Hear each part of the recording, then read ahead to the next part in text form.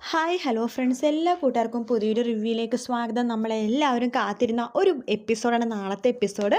അങ്ങനെ നമ്മുടെ റൂമിലേക്ക് പോയ അശ്വിൻ ആ വോയിസ് മെസ്സേജ് കേൾക്കുവാണ്. ശ്രുതിയുടെ വോയിസ് മെസ്സേജ്. സാർ എന്നോട് ക്ഷമിക്കണം, രാവിലെ അങ്ങനെ പറഞ്ഞതിൽ ഞാൻ സാറിനോട് ക്ഷമ ചോദിക്കുകയാണ്. സാർ എത്രയും പെട്ടെന്ന് വാ സാർ എന്നൊക്കെ പറഞ്ഞിട്ട് നമ്മുടെ ശ്രുതി അയച്ച വോയിസ് മെസ്സേജ് കേൾക്കണം അശ്വിന് ഭയങ്കര സന്തോഷം തോന്നുവാണ്.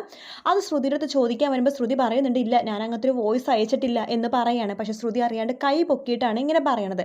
അപ്പോൾ കൈ പൊക്കുമ്പോഴേക്കും ശ്രുതി കയ്യിൽ എഴുതിയേക്കുന്ന മൈലാഞ്ചി അശ്വിൻ കാണുവാണ്. അതിൽ എ എന്ന് പറഞ്ഞ ലെറ്റർ കാണുമ്പോൾ അശ്വിന് ഒന്നുകൂടി സന്തോഷം കൂടുവാണ്. അത് എ എന്ന് എഴുതിയത് എൻ്റെ ലെറ്റർ അല്ലേ?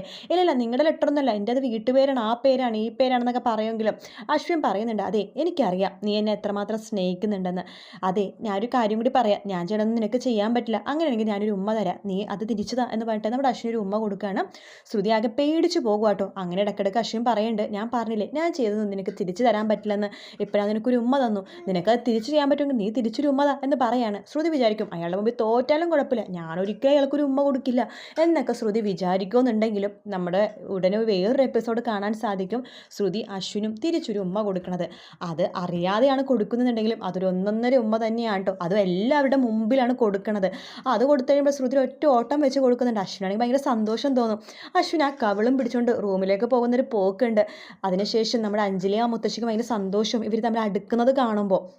അതിനുശേഷമാണെങ്കിൽ ശ്രുതിയും അശ്വിനും കുറച്ചൊരു കൂടുതൽ അടുക്കുന്ന ഭാഗങ്ങളായിട്ട് നമ്മൾ കാണാൻ പോണത്. ശ്രുതിയാണെങ്കിൽ അശ്വിനെ ഇഷ്ടമല്ല എന്ന രീതി നടക്കുമെന്നുണ്ടെങ്കിലും എല്ലാം ഇഷ്ടമുള്ള രീതി മാത്രമേ ചെയ്യത്തുള്ളൂ. അശ്വിനെ മനസ്സിലായി ശ്രുതിക്കിനി പിടിച്ചു നിൽക്കാനൊന്നും പറ്റുമെന്നില്ല, തൻ്റെ മുമ്പിൽ കീഴടങ്ങി കഴിഞ്ഞു. ആള് പറയാതെ തന്നെ പ്രണയം പറഞ്ഞു കഴിഞ്ഞു. ഇനി തൻ്റെ ഉഴവാണ്, താൻ ശ്രുതിയുടെ മുമ്പിൽ മനസ്സ് തുറന്നേ പറ്റൂ എന്ന് അശ്വിനും വിചാരിക്കുകയാണ്. അങ്ങനെ അവരുടെ പ്രണയമൊക്കെ അടുത്തെത്തുമ്പോഴാണ് ഷ്യാമിൻ്റെ കാര്യങ്ങളൊക്കെ അശ്വിനെ അറിയണത്. അതോടുകൂടി എല്ലാം തീരും.